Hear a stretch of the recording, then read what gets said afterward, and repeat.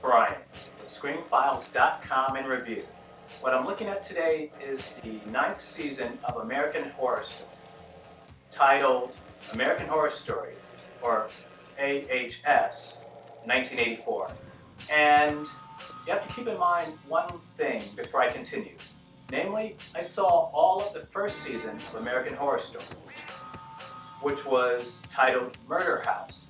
And I despised it so much. And keep in mind something, I'm not even saying I disliked it, I despised it.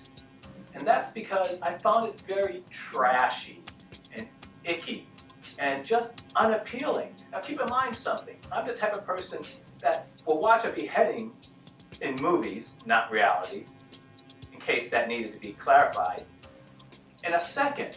I generally don't mind movie violence if there's a place for it. But the first season of American Horror Story was trashy and icky. And do we really need references to being a power bottom in any television show at all that's not pornography? I don't think so. So I found it really off-putting. And as a result, I haven't seen any episodes of that series before now. And so what did I think about AHS-84? Well, it wasn't terrible. Using the first season as a metric, it at least wasn't as seedy as that was. Sure, it was very homoerotic. Sure, it was very titillating in the way it approached women and men for that matter. But it wasn't terribly so. It wasn't, dare I say, perverse in the way it handled such things. That being said, season 9 is a mess. It's not that it's bad per se, it's just badly edited, it's just badly written. Now keep in mind something, there are 9 episodes that make up the 9th season. I wonder if that was deliberate.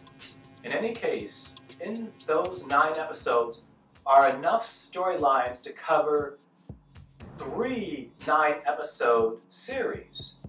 It's ridiculous how much story is packed into these 9 episodes. It's confusing, it's weird, and it's just so badly written. It's just the weirdest thing.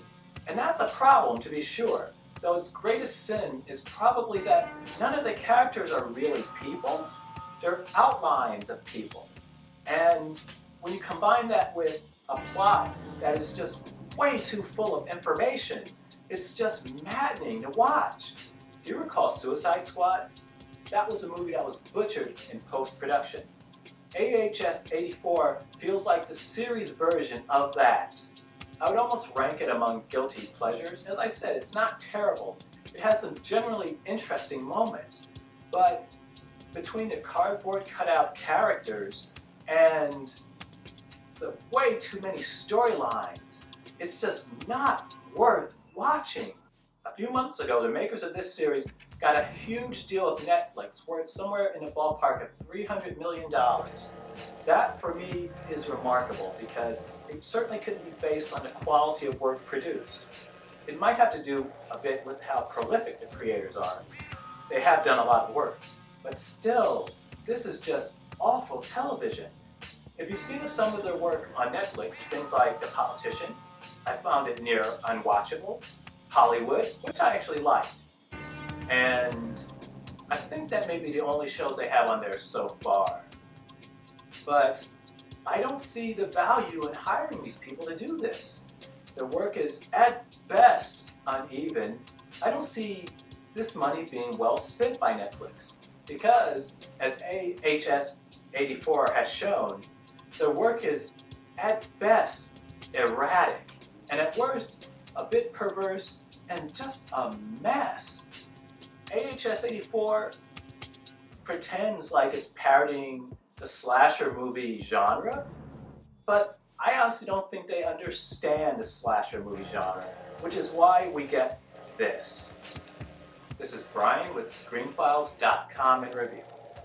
Did you enjoy AHS-84? Did you not? Let me know down below either way, and consider a like or follow. Peace.